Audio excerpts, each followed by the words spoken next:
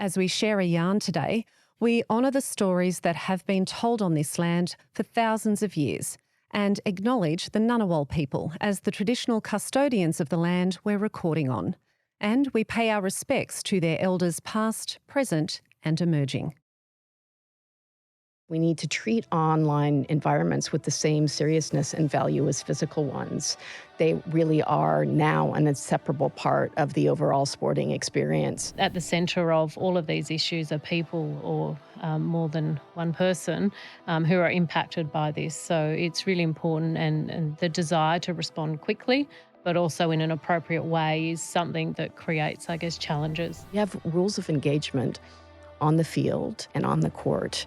We need to have the same rules of engagement applied to club and organizational sports where online abuse is concerned as well. As we look over the horizon, how can we identify where the gaps or the challenges are against the emerging trends so that we can be proactive, I guess, in shaping the system for the future so we make it easier to navigate in a preventative way, but also as needed in a responsive way as well. What we have to do with any new technology is look at how we harness the benefits and minimize the risk and the harms.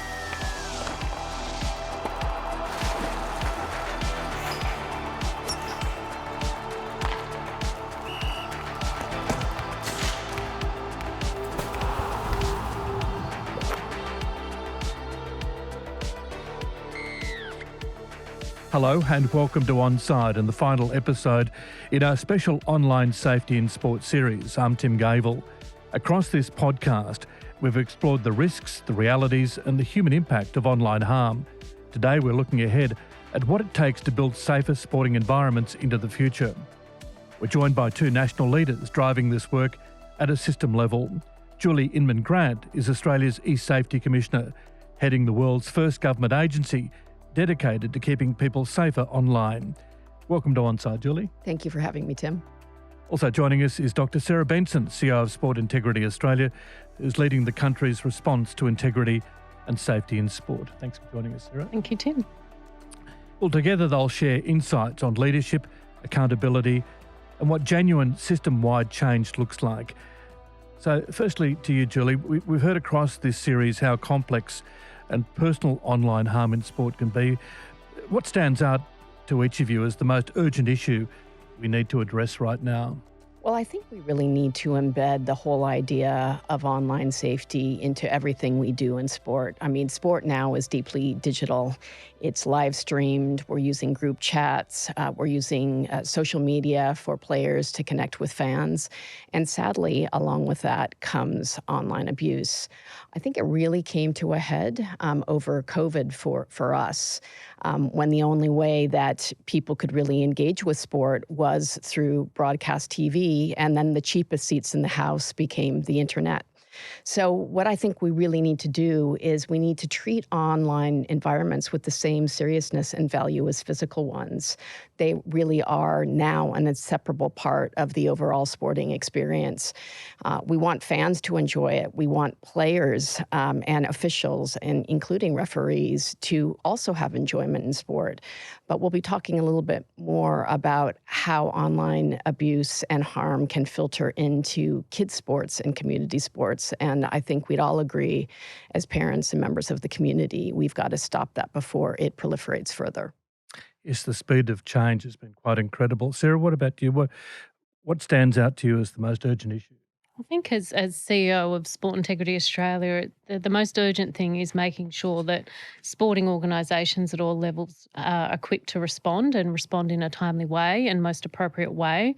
That way we can give the right assurances to those that are impacted by online harm, the assurances that they need. I think what I've observed coming into sport more broadly is these threats and harms don't sit neatly in one sport at any level or one country, and that as these issues and the integrity threats manifest, they permeate our national frameworks and structures like other threats didn't or haven't before. So it's really important that we're working together across the system to make sure as those threats move across borders or traditional frameworks and legal frameworks that we are able to respond collaboratively. And I think we've even seen that as behaviours spill over from the online into the real world, we need different responses and need to be able to be connected with our partners in order to respond.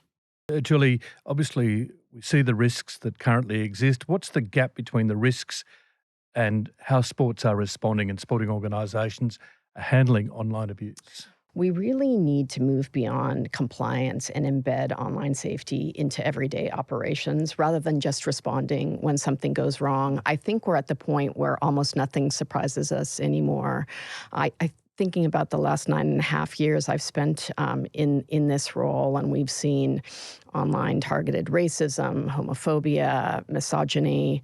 I remember landing from overseas and getting a phone call from Prime Minister Morrison. It was all about the response to the Taylor Harris photo, which was, to me, an athlete in flight. It was such a beautiful photo, and he was absolutely disgusted with the online invective. And so I think some of this has been so confronting to us, like, really, where are these people coming from? So I think what we really need to do is, again, be proactive and preventative in our strategies. And so that means raising awareness, which we've been doing really well with Sporting Integrity Australia. We've got a jointly developed sports hub, but we need to build capability amongst all members of clubs and teams so that when something happens, they know how to respond rather than doing it on the fly. And that means knowing when to come to eSafety to report online abuse or when to go to police. So delivering the education, and we've delivered quite a few sets of training. We often train new players. I mean, when you think about the professionals too, they're coming in here and they're expected to be role models, and they're thrust out into the public and into the media and social media, and we need to give them the tools they need to not only promote their voices online, but also to protect them. And then I think we need to continue strengthening policies. But what I'd say about the risks that we want to surface up is, like I said, how online abuse is really filtering down into kids' clubs and sports. So we'll be announcing the findings from some pretty confronting research that we did that showed that 18% of kids in community sport are receiving cyberbullying. Sometimes it's through online chat, sometimes it's social media, but often it's from parents or teachers or coaches in their orbit, and it's what we would call lateral abuse. So it's happening from within the organization, which is very troubling. Well, that is a worry because it's going from the sporting field to the wider sections of people's lives, and it's very hard to police, isn't it? When it goes into other areas. Right. I mean, for all the ills of social media, when it's online, it's visible, and what we worry about there is the amplification of harm and the normalization of these kinds of racist, misogynistic, or homophobic behaviors, for instance. We know that 6% of kids are actually experiencing online hate, which is at a much higher level, being targeted based on their culture, their religion, or their gender. And, again, when you think about some of the initiatives we're undertaking at the highest levels of government, like our social media minimum age, you often hear the Prime Minister say, hey, we want more kids out on the sporting field rather than on social media. This is recognizing that they are interrelated, and we do want them to be enjoying sport, every element of it. We have rules of engagement on the field and on the court. We need to have the same rules of engagement applied to club and organizational sports where online abuse is concerned as well. I'll ask you about the gender issue in just a moment, but Sarah, the protection of athletes on and off the court, that is paramount to Sport Integrity Australia, isn't it? As Julie was mentioning there, we do have rules for what happens on the sporting field, but away from the sporting field, often the rules become a little blurred. They do. And I think sporting organisations and the leaders of sporting organisations are really challenged in, I guess, policing or responding to those threats as they arise. It's certainly from the leaders that I've met with and continue to work with across sports, there is a true commitment to make sure that they are providing safe environments for everyone that participates in sports. So we have really strong partnerships to make sure that we are recognising where those integrity threats are coming from and how we can all work better together to work seamlessly, I guess, across the agencies, across the organisations and across the levels, because at the centre of all of these issues are people or more than one person who are impacted by this. So it's really important, and the desire to respond quickly but also in an appropriate way is something that creates, I guess, challenges for leaders, but a strong desire to make sure that they are accountable and transparent and really protecting the privacy and the safety of those all involved. So it's a really challenging area, but there sure is that commitment across sporting organisations to come on this journey together and make sure we are strengthening the system as a whole. What about the gender targeting? We have heard from a number of people in this podcast series talking about the fact that women as leaders are targeted far more than men. How do you handle something like that? Yeah, certainly the research, the stats, the data across, almost every country and almost every sporting organisation do support that women are targeted, as are other community groups across society. They do face a vulnerable environment that they enter, either as leaders, for simply making decisions or trying to make the environment stronger. And I think, the public commentary, the fan base, just the general public can't see necessarily the full picture. They don't have necessarily the full depth to what the issues are and what the strategies are to protect individuals. So I guess it makes it challenging for sports leaders to make sure that there is that full awareness so that those criticisms, that abuse, whether or not it's officials on the sport field or athletes who are performing well or not so well, are protected. So it's a really challenging environment. But the research, the data is not necessarily getting any better in support of those community groups that are vulnerable in sporting environments. Yes, Julie, you mentioned that Taylor Harris. We have spoken to sporting CEOs who are women who feel as though they're targeted far more than men. If Taylor Harris, that photo had been a man, it would have been lauded as a great photo. Yet Absolutely. because she was a woman, she was targeted with online abuse. So there is a real feeling out there, isn't there, that sometimes it does become gender specific and women are targeted more than men. Women are targeted in sport, in business, in government, in journalism, and that's why I started a program called Women in the Spotlight, or WITS, back in 2018, and we deliver social media self-defense course specifically for women in sport and these other fields. What's really important to understand, and you saw a perfect microcosm of that playing out with the Taylor Harris incident, is that online abuse against women manifests differently than it does against men. And it's obviously tied to gendered norms that still exist in society, which are actually moving backwards rather than forwards, given the current geopolitical environment. But it tends to be violent, sexualized, about traditional roles. Women should be in the kitchen rather than, on the footy field. It has to do with their age, their appearance, their weight. And we've seen all of this manifesting in the kind of online abuse that exists towards women. So one of the things that we have done as we've made our social media self-defense training available to women in sport. I also just want to go back to how concerned I do think coaches and officials are. We've signed a number of MOUs around codes of conduct.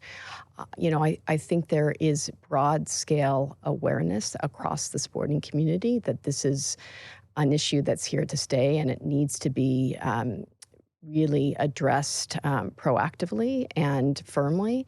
And so it's taken a while to get there, but I think that moment has arrived, and it's time for us to really move forward and combat this in any way that we can. And I just like to say one of the things that we can do as the online safety regulator is we can offer a safety net to individuals.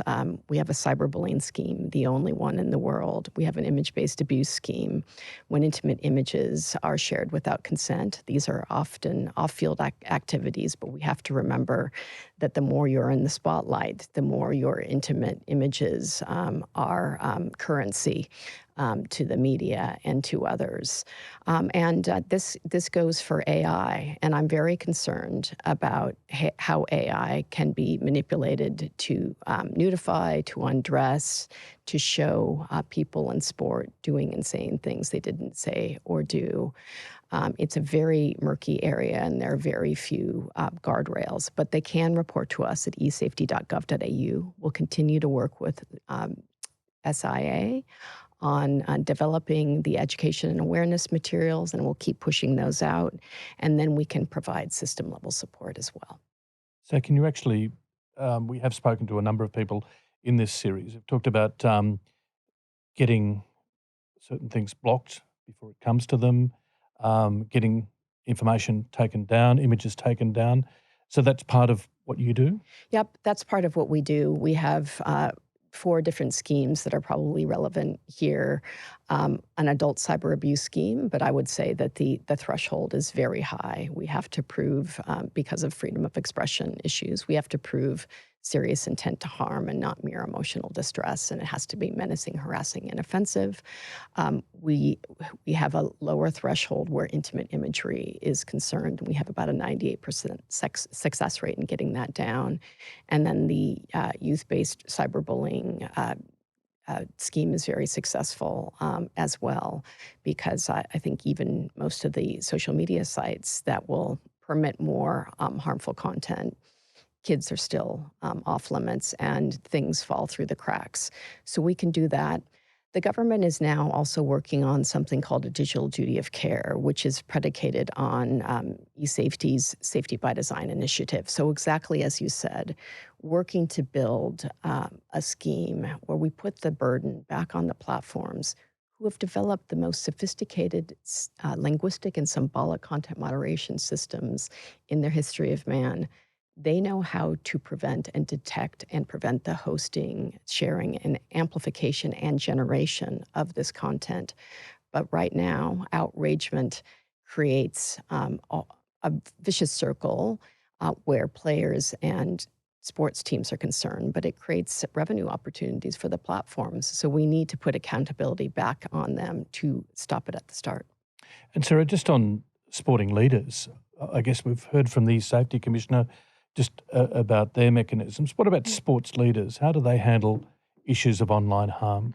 Yeah, so there's, I guess, a number of policies that sit at different levels throughout sport, but also Sport Integrity Australia is very focused on making sure that sporting organisations at all levels have the tools and resources they need to be able to not only respond, but identify and also build positive cultures to try and shift towards that preventative space so that we are protecting rather than simply responding.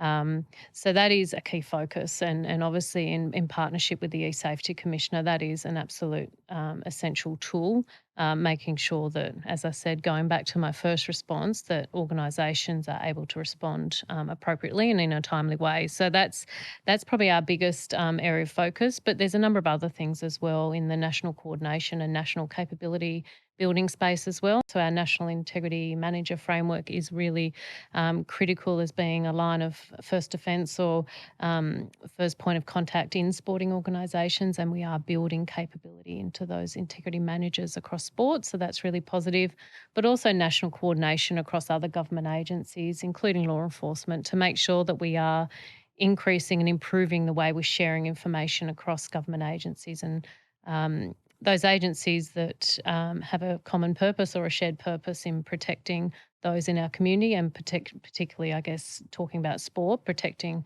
all sporting participants. So really important that we perform that role on behalf of sport.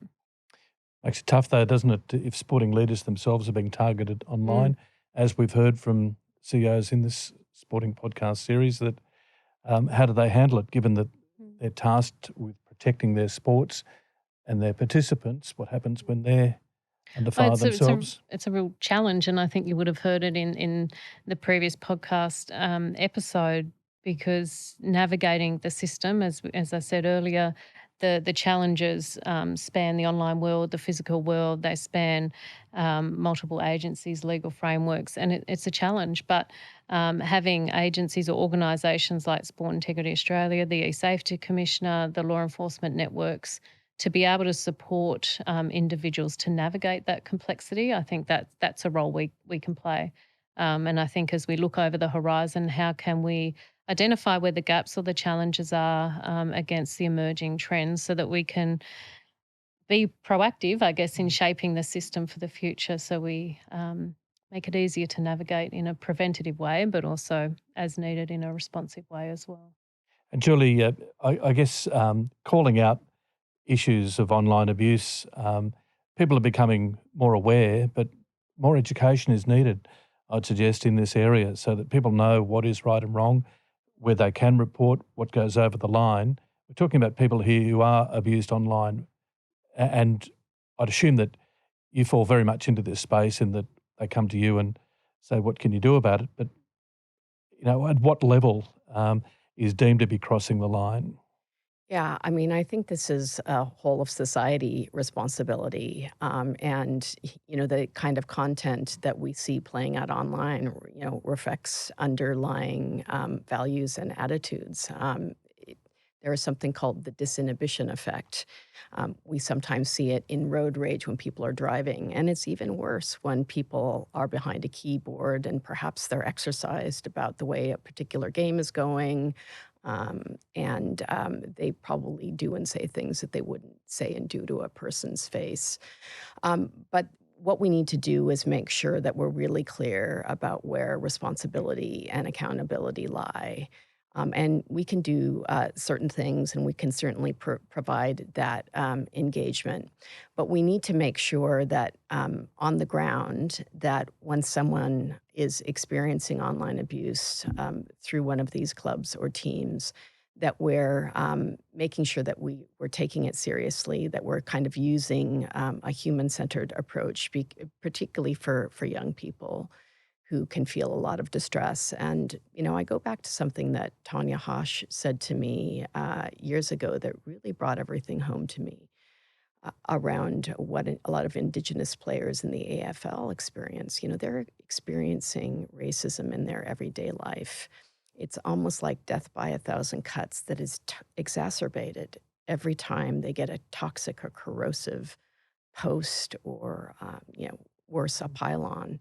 So we as organizations and as leaders have to take responsibility and say the buck stops here. And there's been some really interesting approaches to trying to identify who, say, the MCG members are, and preventing them from having some real consequences for these actions, which is very hard to do in the online world. It's hard for us as a regulator. We're coming up against the wealthiest, most powerful companies in the world who are domiciled overseas. We use the tools we can when we can. But it really has to start with where you are. And if we're all holding the line in terms of what we accept and don't accept, and make sure there are consequences, I think this is something that we can certainly apply with kids sport and club sport. If you see a kid, behaving this way, this is a perfect opportunity to correct those kinds of behaviors so it doesn't follow them, into their adult life. Deterrence is really important, but also people aren't going to feel protected if the rules are broken and a red card isn't handed out. And Sarah, just on education, Sport Integrity Australia does a great job when it comes to anti-doping, when it comes to making complaints, abuse in sport, etc. Is this a hard area for Sport Integrity Australia to navigate? Because I guess we're dealing with a lot of community sports that are getting sort of push with some of their athletes being abused. It's so wide, isn't it? It's hard to narrow focus on a specific area when it comes to education in this area. Yeah, I think you're right, Tim. It's a real challenge, but all the integrity threats are a challenge because of the structure of sport, and we want to, as a national organisation, have the greatest impact at all levels, and sometimes we are furthest away from where we want to have the greatest impact, as in the community level sports. So we do it in partnership and play by the rules. State level sporting organisations, national sporting organisations, and national sporting organisations with disabilities are our key partners to make sure that we are building knowledge together and educating consistently and really clearly. But there's always ways to improve how we educate and how we increase awareness, and that's certainly a focus with our partners on how we do that. And I think the other challenge that arises is because online harm or integrity threats to sport are so diverse and so varied. We talk about harms arising from abuse, but those that are arising because of disgruntled gamblers abusing that may lead to competition manipulation or other vulnerabilities, or even as wide as availability of prohibited substances or doping methodologies that are just promoted from a wellness perspective. There's a whole range of things that are enabled through that greater access that can manifest as integrity threats to sport. So it's making sure that we've just got that solid understanding, and I guess we empower our athletes and sporting organisations with that knowledge and with that awareness, and that hopefully positions us towards a preventative space rather than responding. We can see some of the things that are coming, but we can't see everything. So it's about all of us staying connected and making sure we're increasing or updating that education awareness as we're seeing it or as we're expecting or anticipating it over the horizon. Sarah, just on collaboration with the eSafety Commissioner, how important is it for Sport Integrity Australia? Oh, it's essential. I think as we explore and as we, I guess, uncover um, how the online world enables some of those integrity threats to sport, it's absolutely a critical piece of the puzzle in our response, but also as we prepare for the future, as we look towards 2032, we all have our eye on that as a bit of a target to make sure that we've got both our physical and precincts in check, but also our online environment as well. So that's absolutely critical. Yes, I'd imagine this partnership between Sport Integrity Australia and the Safety Commission is very important because you can provide an integrity aspect when it comes to sport, and Julie, you can provide that online experience. So it's very important, isn't it, to have this partnership? It sure is. And they can tell us what's happening on the ground. And so that helps us with trends. And hopefully, yeah, I mean, we're trying to keep an anticipatory eye on how technology is evolving and the harms along with it. So one that's been mainstreamed, but we started doing work around 3 or 4 years ago, was around the manosphere.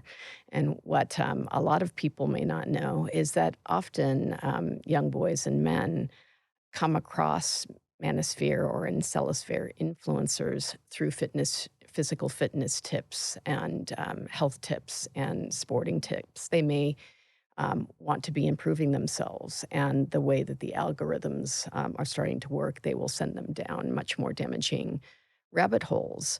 And for every problem, there's a solution. And what young men tell us is that they're looking for role models. And there are so many wonderful role models in sport. So if we can do more, again, to promote these incredible athletes and the discipline they bring and the goodness that they bring to our country, to sport, which is part of Australian life. But I think we can be a really powerful force when we work together um, as an entire industry, and such a potent cultural influence in Australia. I don't think there is this kind of engagement between regulators and sport integrity organizations anywhere else in the world. And so this is really charting a course for the future. And as you say, 2032 will be a big opportunity for us to showcase this. Not only will we have the security infrastructure, but if we can have the online safety infrastructure in place as well to make sure that it's a thoroughly enjoyable experience for everyone, I think we'll be able to call that a big win. Isn't that plays into the culture aspect, because that's what Sport Integrity Australia is endeavouring to do, is to create a better culture in sport in Australia, Sarah, through education, through, I guess, avenues for sports guidelines, national integrity framework, it's all part of creating that culture, which Julie was just talking about. Yeah, absolutely. And when we look at most of our probably biggest or most challenging integrity threats to sport, every time we have a discussion with our peers, we always come back to the solution is we've got to address our children and our young people, because the solutions sit with them. They're the future of our country. They're the future of sport. And so a huge focus is that education awareness. We don't want to, and we're already seeing it through some of our research, we don't want those incidental behaviours to become accepted and normalised over time. And I think that's the risk, and that's the sort of mini crisis point that we might be at the moment. And so it's really on us to make sure that at all levels we call out, we identify what is unacceptable behaviour, and not to come down hard, but to make sure that our responses are visible and understood, so that we can start building that cultural change. And as leaders, model this collaboration and model and have a very visible presence. I think that sets the tone for our agencies to be working together as well, which again helps shift that culture. So for us, it was thinking back to parents abusing referees handing out red cards. Like, it's just a cyclical, whatever the right word is, response to issues. So it really, to change the culture, it means everybody who plays a part in sport, from parents to fans to officials to coaches, that they understand and visualise what good and acceptable behaviours look like on the field and online, and that we all work together to uphold those accountabilities. So that's the only way we're going to change the culture, Yes. both online and physically, that we all know our roles. Yes, coaches and parents play an enormous part in this, don't they? And I guess Julie and Sarah, your parents self, you understand exactly, the influence that you can have on young children. I guess parents need to know their responsibility, but coaches are with young athletes all the time. I think we've all been there on the sideline where we've heard some been very uncomfortable by overzealous parent or coach who's either criticizing their own child or another child on their team or whatever it is. We understand what that looks like, and we have rules of engagement on the field. We need to bring these into digital spaces, and just for something for everyone to remember that's easy to remember, what I call the 4 Rs, they apply universally, including online. And that's respect, responsibility, so taking responsibility for your actions, the need to build digital resilience, the way we build resilience on the sporting field, but also critical reasoning skills. We use that for strategy on the field, but we really need to be able to better discern what's real and what's not, and what's okay and what is not. So those 4 Rs are something I think apply to everyone. And I think just going back to taking that philosophy and those guidelines is, the online world can be such a positive means for change as well. And we don't want to lose sight of that. We get very much focused, and we are obviously, because we're trying to protect against integrity threats. But as we shift the culture, we've really got to think about, which sometimes we lose sight of, just the positive means in which the online environment provides for us to help shift that culture through those positive role models. Amazing. Everyone, most children look up to somebody in their lives, whether or not it's a sporting star or somebody else in another industry. How do we use the online world to promote that hard work, that discipline, that respect, and all of those things that we're trying to instill in our young? Yes, have you thought much about the trends that you anticipate over the next 3 to 5 years? Have you thought, we've got to look out for this? I guess AI is an obvious one, but have you thought about things that we should look out for? I think AI is going to be challenging us in a range of ways, because there is a little bit of an AI sovereignty arms race happening elsewhere, and there's a lot of pushback on regulation. We're using our tools and standards to the extent we can, and our complaint schemes. But we talk about there are very visible harms happening today. We don't want them to become more catastrophic. Other than sort of turning the tide of bad behavior online. I want to just go back to something, very positive that Sarah said. You know, teams wouldn't have started to, build social media presence and require the players to have it if it didn't add incremental value to the game, to the fan experience, to the really positive engagement players and coaches can have with fans. So, what we have to do with any new technology is look at how we harness the benefits and minimize the risks and the harms.